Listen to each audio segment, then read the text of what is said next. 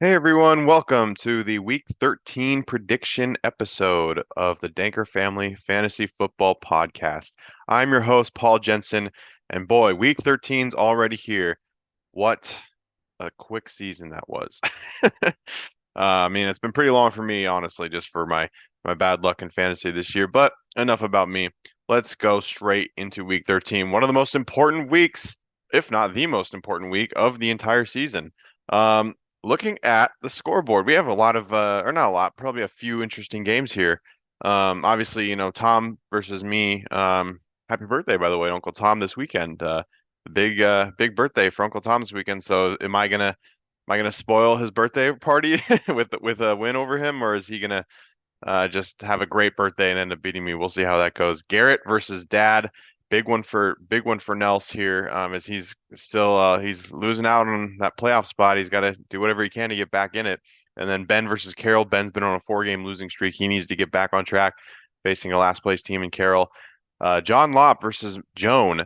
We got battle of second and third place, and they're only one game difference in the standings. So very huge in terms of who gets that second playoff spot in the West Division between Joan and John. So definitely a huge matchup there. And then finally, Adrian versus Kerry, the battle for first place in the AF in the A I almost said AFC East in the Eastern Division. AFC East. I'm thinking Bills, Dolphins, Patriots, and Jets. I don't know why.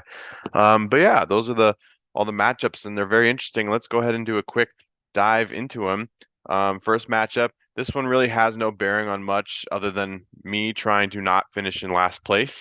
Tom's already got the number one seed locked up, so um, I'm just trying to, get a nice win here. Tom, you don't have to try. You're already set the number one seed. You can just bench everyone if you want to. I'm kidding though. Competitive spirit though. Looks like Tom did beat me the last time we played each other in week 5, so he does have that over me. But looking at the matchup here for quarterback, Tom's got the better one, Patrick Mahomes. I think, obviously he's probably gonna be a lot better than Tua. Tua is very iffy. He's very back and forth. He'll have great games, he'll have bad games. Patrick Mahomes, he hasn't been as good as he has been in the past, but um, he's been coming off a good game against the Raiders, and he's playing on Sunday Night Football against a pretty a Packers defense that's been playing better of late. But I still think Mahomes can figure out a way to really dominate them. Running backs, I'm actually going to go with my running backs over Tom's. Derrick Henry plays really well at home. All of his home games, he's scored at least 15 plus points.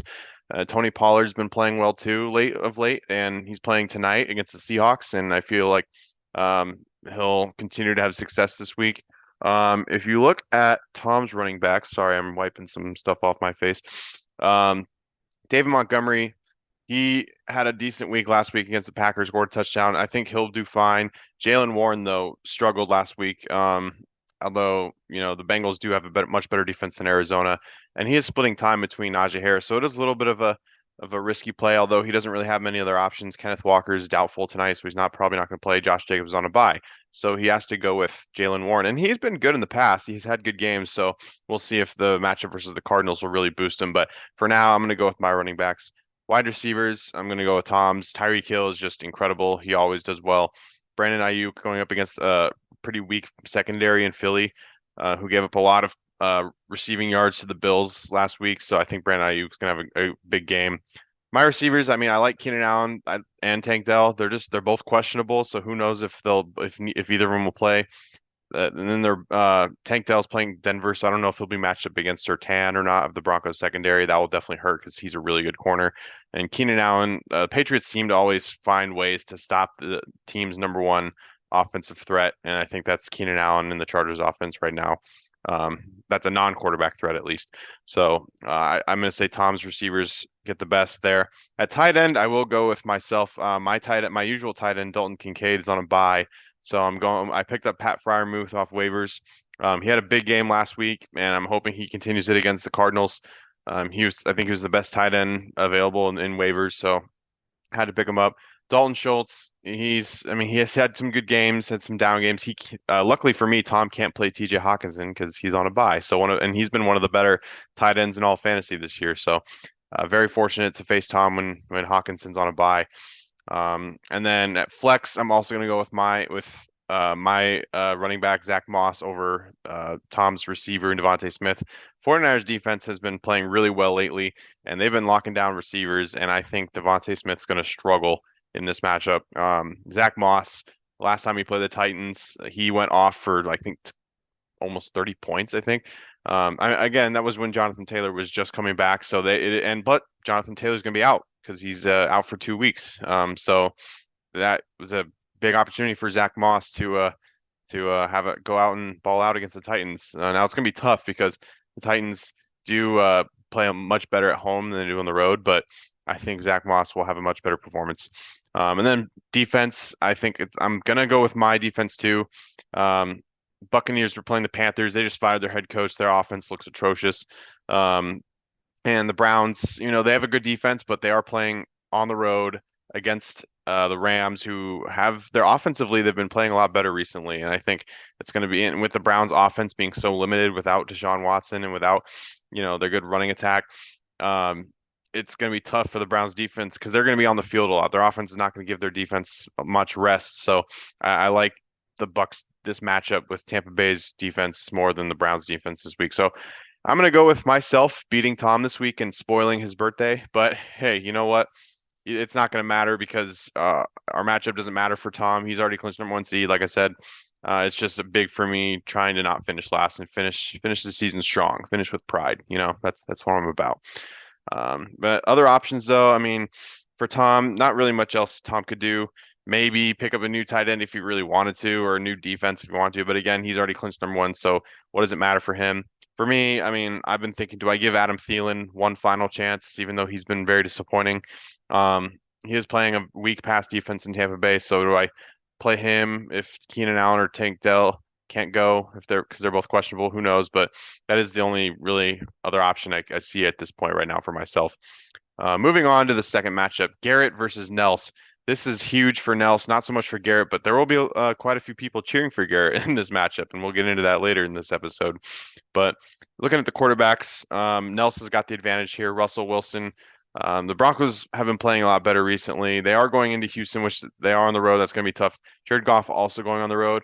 The Saints defense is, however, miles better than Houston's defense. Houston just gave up like over 350 passing yards for Trevor Lawrence last week, and the Saints seem to handle quarterbacks pretty well. And Jared Goff has struggled the last couple of weeks, so I like Russell Wilson's matchup a little bit more this week. Unfortunately, Lamar Jackson is on a bye, so he had to go with Russell Wilson this week.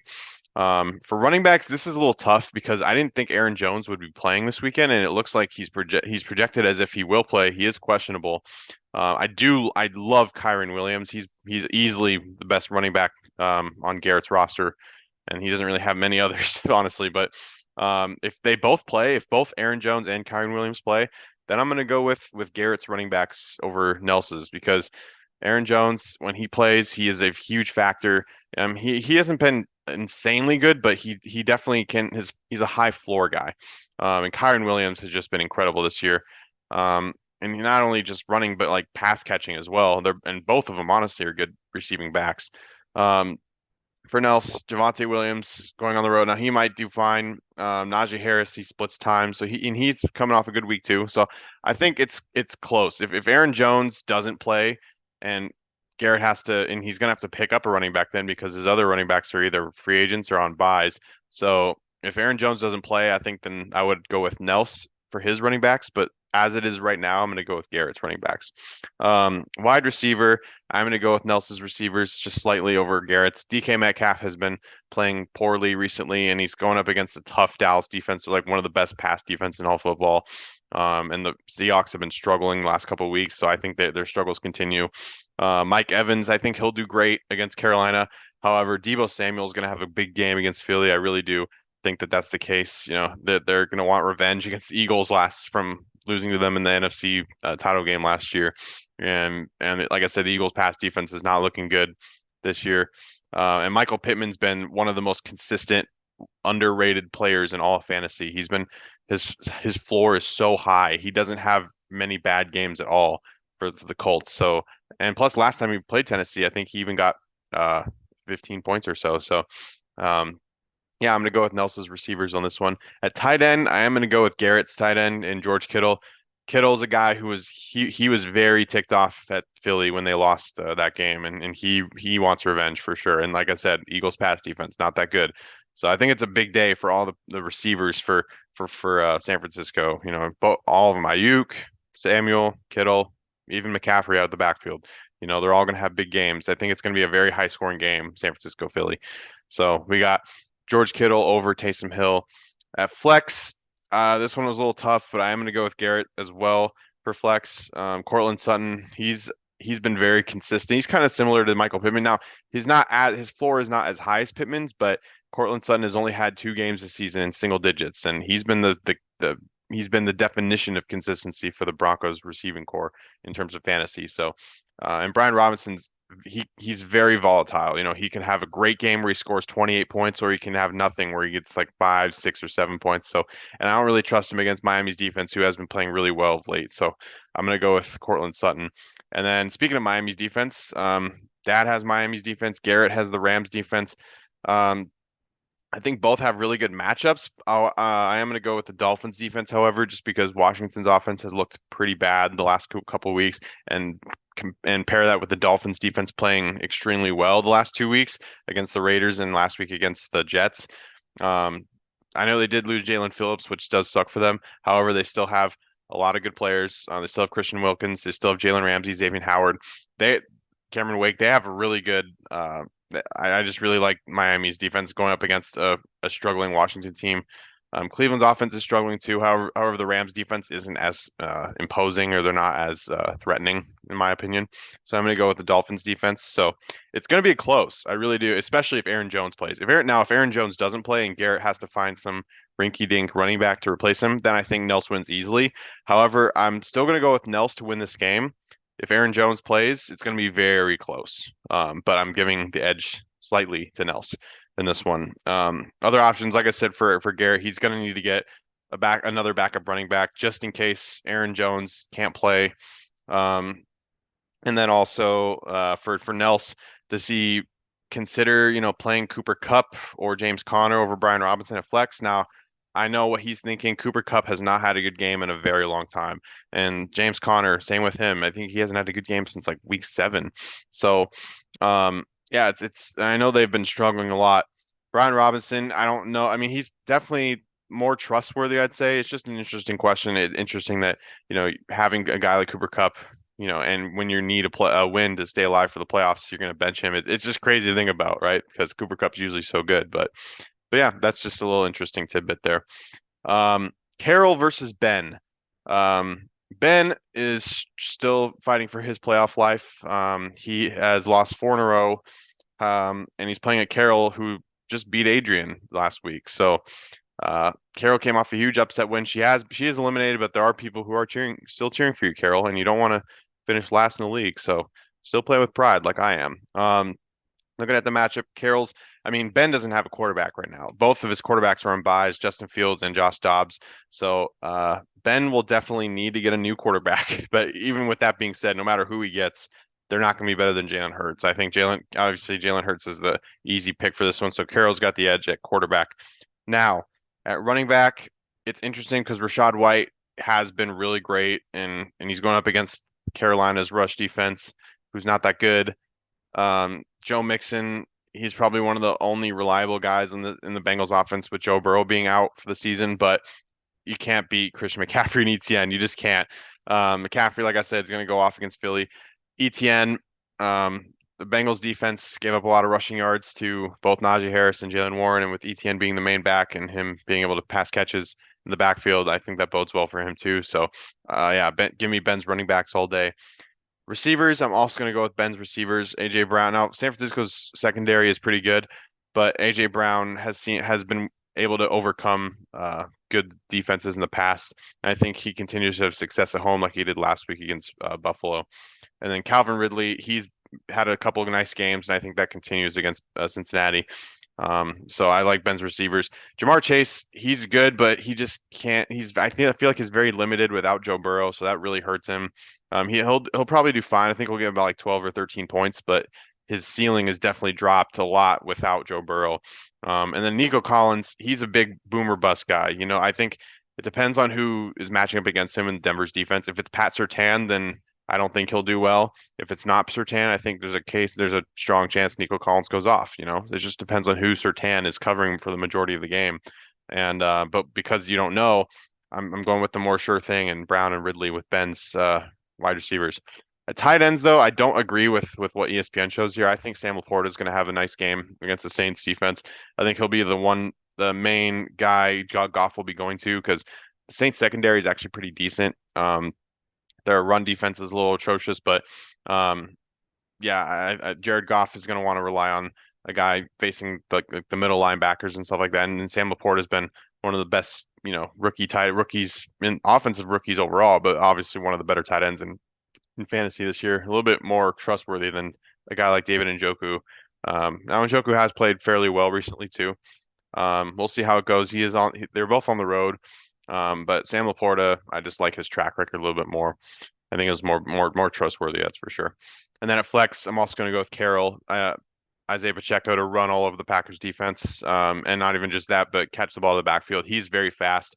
Packers do struggle with speed, defending speed, and Chris Godwin has been very lackluster to say the least, in the last 5 weeks or so. And even though they're playing a young defense in Carolina, he is questionable too. I just don't like that play. I'm going to go with Pacheco, much more over Godwin.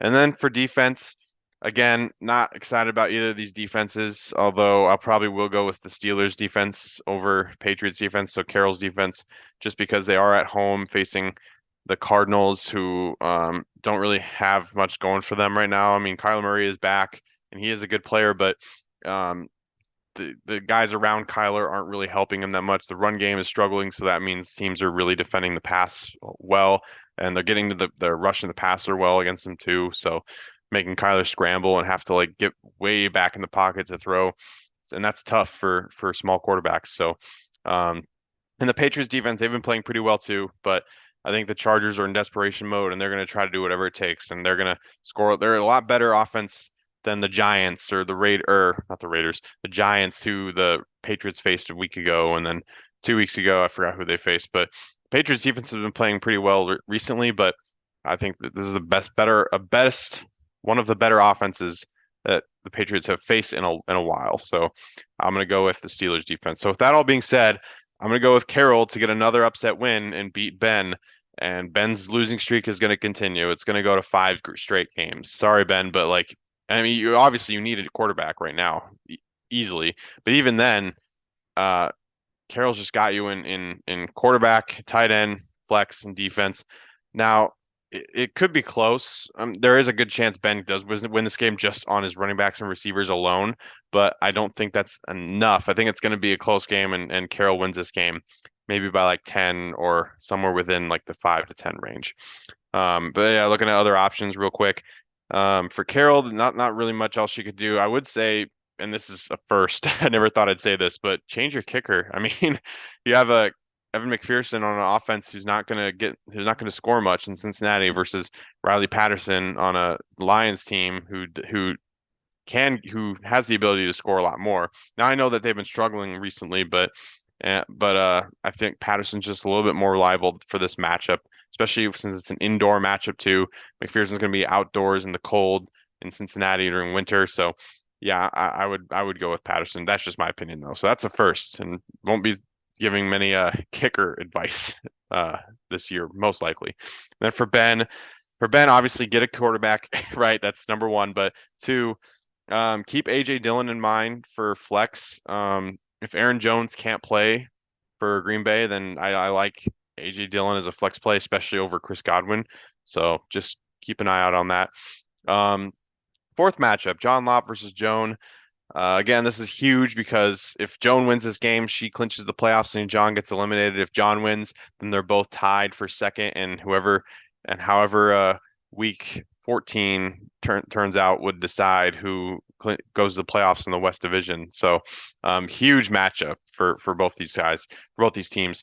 Quarterback, I mean, I'm not even gonna bother going through all of them. I think John's team wins. I do. I think John wins this game and he ties with Joan in the standings. It's tough luck for Joan. She doesn't have Josh Allen, who's on a bye, so very bad timing there. CJ Stroud's been playing great, and I know he's playing a much improved Denver defense, but he will be at home, and Brock Purdy will be on the road. Now, the Eagles' pass defense is struggling, so I think Brock Purdy will have a good game. I just think CJ Stroud's game will be a little bit better. Going up, I mean, I guess I'm kind of contradicting myself now that I think about it because Denver does have Pat Surtain, who is a good defender.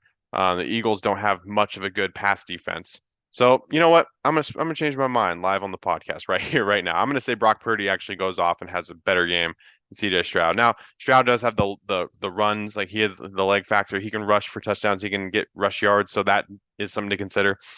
But I'm actually gonna change my mind right now and go with Brock Purdy now that I think about it. So yeah, I'll give mom the edge at quarterback here. But with everything else, running backs, Bijan Robinson and Kamara. Kamara's been easily the most consistent performing player in all of fantasy. He's not had a single game where he hasn't scored double digits. It's incredible.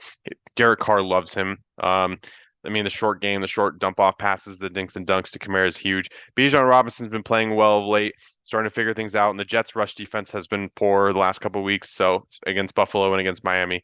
So I like these matchups for John. Eckler's been struggling of late, and he's going up against Patriots, who are a tough run defense. And Raheem Mostert, I think he'll do well against Washington. Now, if Achane plays, then that does limit him a little bit, because they'll be splitting time. And he's even questionable too. So there's a question Raheem Mostert doesn't play. But even with that being said, I like John's running backs, receivers. I like John's receivers too. Garrett Wilson, it's hard because he's on the Jets and he doesn't know. It depends on how well his quarterback plays. He had a decent game last week, but it's very you never know what you're going to get with Jets receivers. Christian Kirk, I think he does well, but Chris Olave has been playing great of late. He is questionable, but if he plays, I really like Olave. Waddle, he's been playing well too. Washington's secondary is god awful, so that Tyreek Hill and Jalen Waddle are probably both gonna have good games. Tight end Travis Kelce, yeah, give me Kelce over Ferguson easily. Flex, John's got Trey McBride at flex over Tyler Lockett. That's a little interesting decision there. I probably would have said maybe put Tyler Lockett at wide receiver and then move Chris Olave down to flex just in case Olave can't play. It comes out Sunday morning that he can't play, and then you could replace him with anyone, not just a wide receiver. But that's just my opinion. Trey McBride's been playing decently. Going up against Pittsburgh, I'm not sure how that's going to look. I probably would have played Lockett, but that's just my opinion. And then at defense, yeah, John's got the better defense just because of the matchup. Falcons defense played well against New Orleans last week, and they got the Jets. Any defense that faces the Jets is going to have a great game. So overall, I think John's going to win here, and he's going to tie Joan for second place in the West, and we're going to have a big Week 14 where it's going to come down to whoever wins next week. If they both win, we'll see how that works. If they both lose, we'll see how it works. So, and right now, head to head, Jones got the first win. So John's really got to win this one. And obviously, he has to because if he loses, he's out. So, but yeah, other options. Devon Achane would be an interesting play at flex if he was healthy. And then for Joan, not really much else. I would say she is starting Josh Downs at flex, which is interesting because he did have a decent game against the Titans back earlier in the season. But George Pickens, I think he quietly might have a good game against Arizona because the Cardinals don't have a good defense. Devin Singletary's been playing pretty well too, so she's got options for flex. So that is probably one thing to really think about for her. But I am going to pick John to win. And then finally, last matchup of the weekend, Adrian versus Carey, battle for first place in the East. Crazy. And we had 2 7-5 teams. And yeah, it's gonna be a tough one. Adrian did win the first matchup, so he's got that advantage going into it. So definitely big for Carey if she wants to stay alive for playoff hopes, especially if she wins and loses next week. But looking at this week, Carey's got the better quarterback. Dak Prescott's been playing out of his mind, and Sam Howell hasn't. Carey's running backs too. I like them. Jahmyr Gibbs, he's been playing very well the last couple of weeks. Breece Hall had a down week last week, but Falcons' run defense is probably their weakest. More like they have a much better, they do much better defending the pass than they do the run. So give me Breece Hall. He is playing Charbonnet since what's his face Kenneth Walker's out, but I think Dallas' defense is just too tough. and the Chargers' run defense is okay. I mean, they're nothing special. Armando Stevens will probably get like 12 points against them, or maybe 13. Um, but I'm like Carey's running backs. Wide receiver, Carey is starting DJ Moore, which probably won't happen because he's on a bye. So I'm guessing Carey's going to start Marquise Brown instead, or she might go with Rashee Rice or T Higgins or something. But yeah, but even with that being said, I like Adrian's receivers. CeeDee Lamb's been playing really well. He's been one of the better fantasy receivers this year, and DeAndre Hopkins had a great game against the Colts earlier in the season, and he's been playing pretty well of late. The last game wasn't anything special, um, but I do like his matchup against Indianapolis's pass defense. So I'm gonna go with Adrian's wide receivers. Tight end, this might be one of the worst tight end matchups in the entire season. So I just looked at who had more points going in, and who had more double-digit performances this season. So who's barely more reliable? It's Logan Thomas. So I'm gonna go with Carey at tight end just because of that. I mean, I don't like either of these guys, and their matchups as well. But with that being said, I'm gonna go with Logan Thomas on Carey's side. For flex, I'm gonna go with Adrian. DeAndre Swift, I think, has a decent game. Not so much rushing, but he's going to get a lot of catches of the backfield because San Francisco's run defense is pretty good. And then for defense, just like tight ends, these are not too good. These are two defense that I just don't like specifically for this week. 49ers offense is going to torch Philly. I really do think it's going to be a very high scoring game. I'm really looking forward to that game. I feel like it's going to be like both teams score 30, honestly, kind of like the Bills Eagles game last week. So San Francisco's coming in guns blazing, like they're gonna want a lot of revenge on Philly. So it's gonna be a really good game offensively. And then Seattle, they've been struggling of late, and they're playing Dallas. Dak Prescott's been playing out of his mind. Tony Pollard's been playing well. I just don't like this matchup. So if I had to pick one of them, I would say barely Philly, just because they're at home. But I feel like they're both really bad. So it's going to be a very close matchup, so it was hard for me to pick, but I'm going to go with my heart in this one, and I believe in you, Carey. You're going to beat Adrian, and Carey is gonna take over first place in the East Division after being in fourth place, what, like 3 weeks ago? And like, what a comeback for Carey. I really think it's going to happen. So I believe in you, Carey.